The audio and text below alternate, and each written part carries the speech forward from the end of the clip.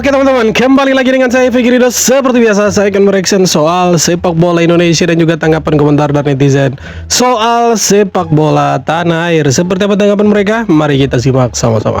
Let's go.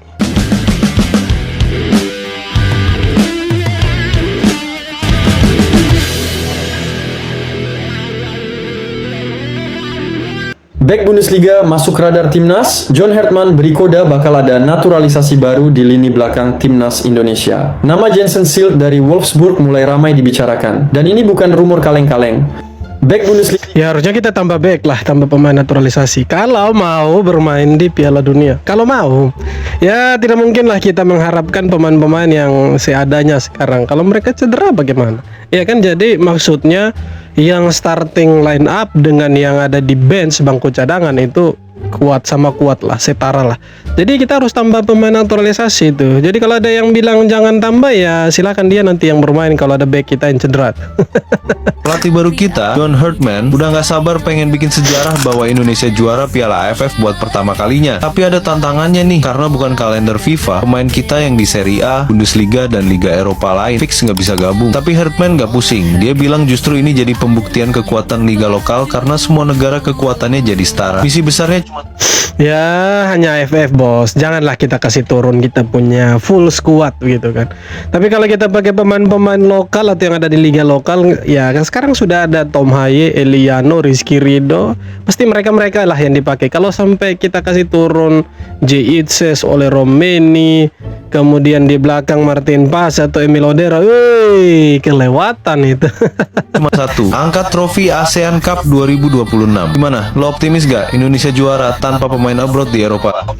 Ya bisa-bisa saja, cuma ya agak berat sih karena kita satu grup dengan Vietnam. Ya kalau untuk lolos ke babak selanjutnya mungkin bisa, tapi kalau untuk juara ya kita lihat saja nanti bisa atau tidak.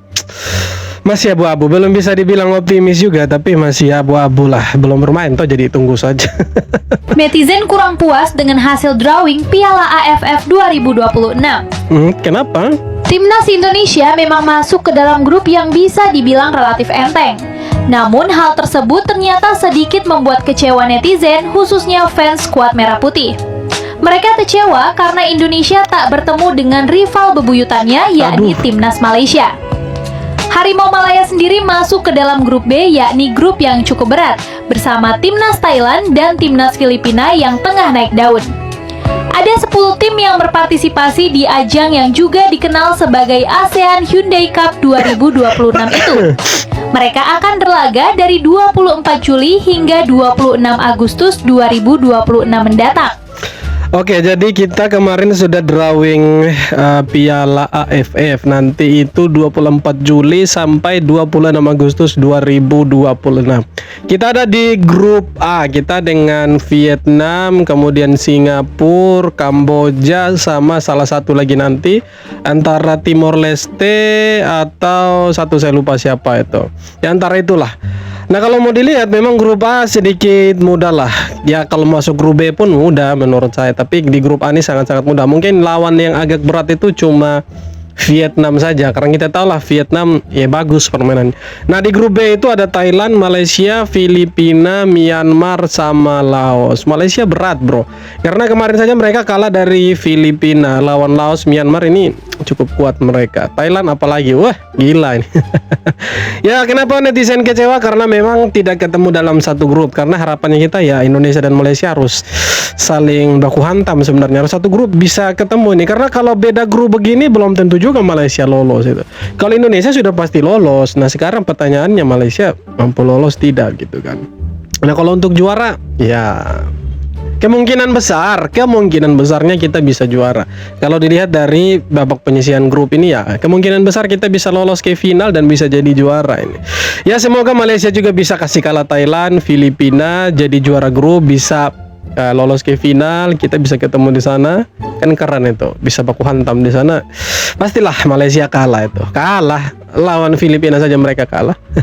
Ketemu Vietnam di fase grup Piala AFF, pelatih timnas Indonesia John Hartman akhirnya bereaksi. Pak John mengatakan kalau Indonesia yang belum pernah juara AFF justru merasa kalau dapat keuntungan tersendiri. Dan yang paling menarik perhatian adalah Pak John merasa kalau Piala AFF jadi panggungnya para pemain lokal di Liga Indonesia Ya, buat harusnya membuktikan diri. Dia ingin melihat kualitas para pemain di Liga Indonesia ini sampai sejauh mana, karena kompetisi domestik adalah kolam mencari pemain tim nasional. This is now about the wider squad. This is now about, local players that are going to get an opportunity to represent their country. At times, they've waited for these moments.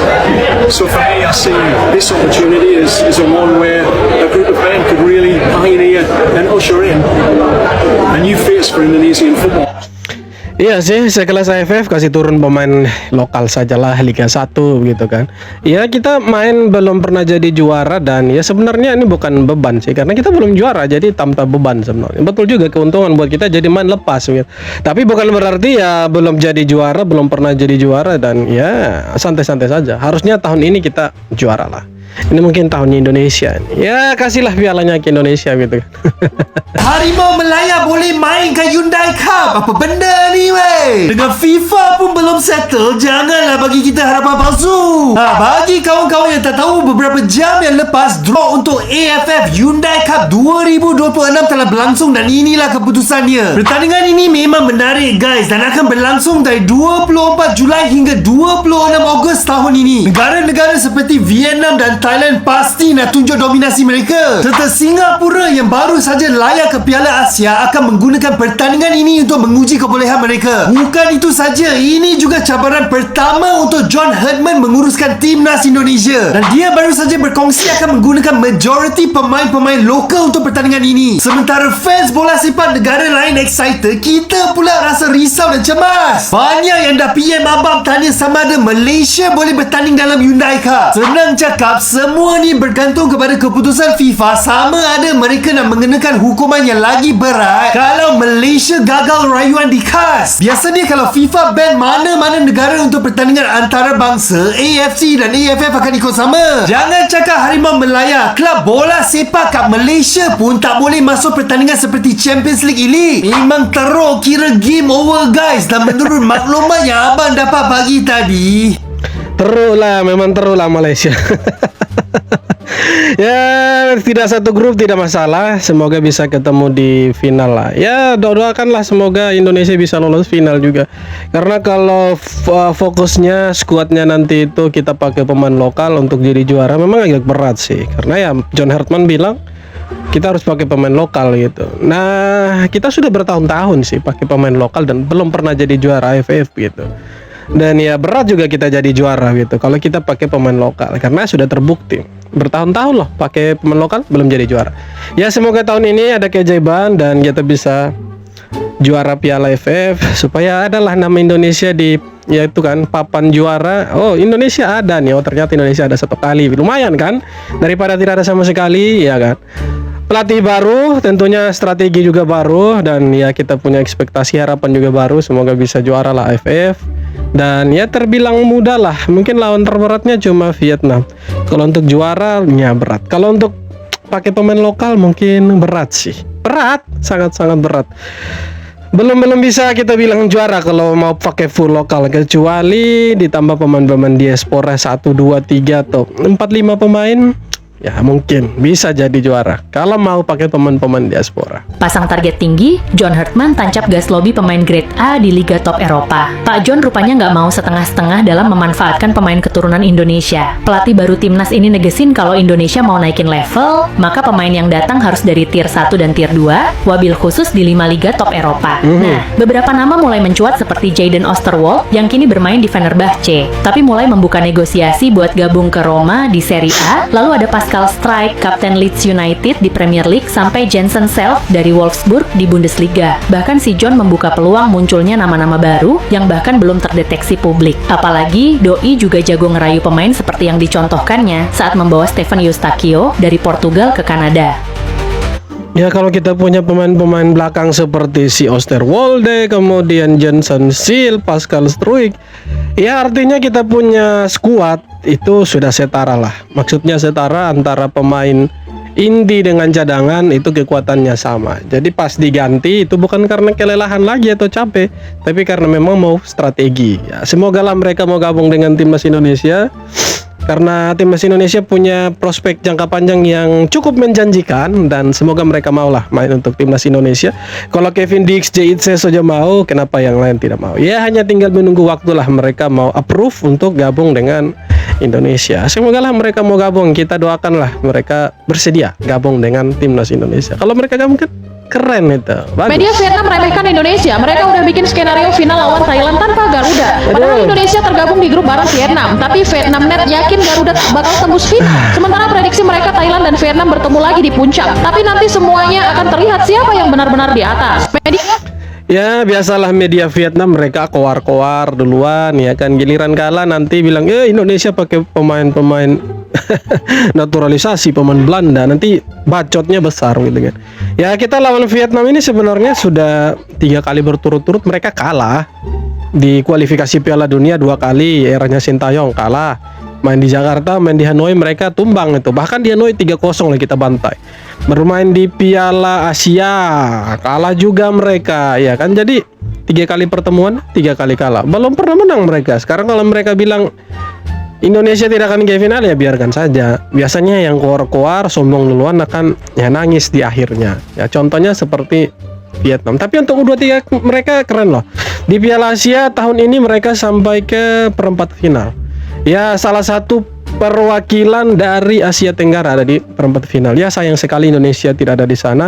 Yang harusnya Indonesia yang menggantikan Vietnam sih harusnya. Cuma sayang pelatih bagus diganti dengan pelatih kampungan itu. Hasilnya ya kita lihat Indonesia tidak ada tempat di sana. Dan kalau sampai Vietnam sampai ke final berarti ya menggantikan posisinya Indonesia. Karena edisi terakhir kemarin Indonesia sampai semifinal, keren kan? Nah sekarang tidak lolos ke sana, itu sayang sekali. Ya fokusnya sekarang di FIFA Series bulan Maret dan Piala AFF di bulan Juli sampai Agustus. Ya semoga lah FIFA Series ini kita bisa dapat ya prestasi, dapat kemenangan, jangan prestasi lah, menang dulu. Semoga bisa menang dan bisa mengangkat posisi kita di rank FIFA, itu yang pertama. Yang kedua kita bisa ya tahulah skuad ini sampai di mana kemajuannya. Dan AFF nanti yang paling penting. AFF kita lihatlah pemain-pemain siapa yang akan dipanggil. Apakah Sandy Walsh nanti dipanggil, Shane Patinama akan dipanggil, kemudian Rizky Ridho, kemudian siapa, Eliano, Tom Haye. Karena ini pemain-pemain di liga-liga lokal ASEAN kan. Semoga lah mereka dipanggil supaya kita punya skuad jangan ya lokal-lokal terus lah. Bosan lah lihat lokal terus ini main di AFF tidak pernah juara. Semoga dipanggil-panggil lah ini mereka. Ada Rafael Struik ini semoga dipanggil lah. Ada Spaso sudah tua itu. Siapa kemarin yang baru dinaturalisasi itu? Alex da Silva, Ciro itu cobalah dipanggil, dicobalah mereka kan. Siapa tahu bisa juara kita kalau pakai pemain naturalisasi. Inilah hasil drawing AFF 2026. Timnas Indonesia resmi masuk ke grup A. Garuda bakal satu grup dengan rival bebuyutan Vietnam, lalu ada Singapura, Kamboja, dan pemenang playoff. Menariknya, ini bakal jadi ujian perdana pelatih baru, John Herdman. Dia sudah kasih kode bakal maksimalkan potensi pemain muda untuk fondasi jangka panjang. Catat tanggalnya, 24 Juli, 26 Agustus 2026. Karena di luar kalender FIFA, kemungkinan skuad kita bakal didominasi pemain lokal. Tanpa pemain diaspora, apakah Garuda akan menjadi juara? Ya tidak masalah, tidak semuanya pakai pemain diaspora juga tidak masalah. Ya 1, 2, 3 lah, atau setengah bagian dari skuad lah bisa dipanggil lah untuk ya isi Piala AFF ini untuk persiapan 2027 juga bisa kan. Maksudnya pemain-pemain diaspora yang bermain di liga-liga lokal, liga-liga di Liga Thailand boleh, Liga Malaysia ada Ramadan Sananta boleh, gabung dengan Liga 1 kan boleh juga. Tapi kalau macam kayak Kevin Dix mereka usahlah, biar mereka libur dulu lah, mereka nonton saja daripada dipanggil juga nanti cedera, kasihan kan. Kerasin lawan Vietnam bro, biar nanti panggil pemain-pemain seperti Rizky Ridho, si Komang ya kan, itu yang fisiknya bagus untuk baku hantam di lapangan. John Herdman terang-terangan memberi kode bakal menambah amunisi baru untuk timnas Indonesia. Dan konsekuensinya, para pemain naturalisasi lama ini berpotensi tersingkir di era si John. Nama pertama yang berpotensi terdampak adalah Jordi Amat. Ya, Sejak sudah era tua lah. Shin Tae-yong sampai Kluivert, lini belakang timnas terus diisi bek naturalisasi baru. Posisi Jordi pun makin tergeser, apalagi kalau Pak John nambah bek baru lagi. Nama kedua adalah Rafael Strijk. Performanya bareng Dewa United kini juga lagi nggak baik-baik aja. Jika striker naturalisasi baru dengan level lebih tinggi datang, sementara performa Rafa nggak kunjung naik, posisinya jelas terancam. Dan yang terakhir adalah Mark Klok. Sempat lama nggak dipanggil di era Taeyong, Klok justru dapat tempat di era kembaran Bahlil. Tapi penampilannya di round 4 kemarin jadi sorotan. Penambahan gelandang baru yang lebih muda dan bertenaga tentu membuat namanya bisa saja tersingkir. Kalau menurut kalian, siapa nih yang paling rawan tergeser di era si John? Kemungkinan besar ya kalau kita lihat dari skuad lama bisa jadi salah satunya Jordi Amat. Kalau Mark Klok sama Lili Pali tidak usah dihitung lah, mereka ini sudah lama loh tidak dipanggil itu, sudah lama tidak dipanggil. Era Shin Tae-yong mereka tidak dihiraukan sama sekali. Bukan berarti mereka tidak bagus, tapi ya tidak sesuai dengan tipikal permainannya Shin Tae-yong. Bagus kok, bagus. Di liga mereka bagus, oke. Tapi untuk tipikal permainan Shin Tae-yong mereka tidak cocok. Oke, itu kita lupakan lah. Nah, nama-nama yang akan tersingkir bisa jadi kemungkinan besar Jordi Amat, salah satunya sudah tua. Lili Pali sama Mark Klok ya pasti akan terbuang, tidak akan dipakai. Sandy Walsh bisa jadi, Shane Patinama bisa jadi juga. Kalau kita tambah pemain-pemain baru seperti Jayden Osterwolde, kemudian ada Pascal Struijk. Kalau mereka gabung, kemudian Jensen Seal, mereka gabung dengan kita itu kualitasnya mereka kan di atasnya inilah. Bermain di liga luar Asia itu kan lebih bagus lah. Jadi kemungkinan besar mereka akan tersingkir lah. Kemudian siapa lagi lini depan? Ada Rafael Struijk pasti tersingkir lah. Dia sudah beberapa kali tidak dimainkan, itu pun sebagai cadangan kalau dimainkan. Tapi tambah lagi kemarin kita ada si Emiliano Jonathan kan di sisi kanan, jadi ya sudahlah Rafael Struijk pasti akan tersisihkan itu. Nah menariknya ini nama-nama nanti yang dinaturalisasi ini masih banyak, masih sangat-sangat banyak. Semoga lah masih ada yang mau datang lagi gabung dengan kita. Katanya grade A semua. Kalau grade A semua itu bagus kan. Daripada kita pakai yang lokal-lokal ya bosan juga. Bukan berarti sekali lagi lokal tidak bagus. Bagus kok. Tapi kalau di timnas ya kita lihatlah bagaimana permainan mereka. Bikin kita kadang geleng-geleng kepala itu. Bukan berarti tidak bagus loh. Bagus, sangat-sangat bagus. Cuma kalau di level timnas ya sayang sekali. Kita geleng-geleng kepala. Ya semoga lah kita punya timnas semakin bagus dan AFF kita bisa bermain lah, bisa juara lah. Semoga. Oke teman-teman, jadi itu dia beberapa video tanggapan komentar dari netizen soal sepak bola kita. Dan seperti apa tanggapan kalian silahkan tulis kolom komentar. Terima kasih banyak sudah nonton. Kita jumpa lagi di video-video berikutnya. Thank you bro.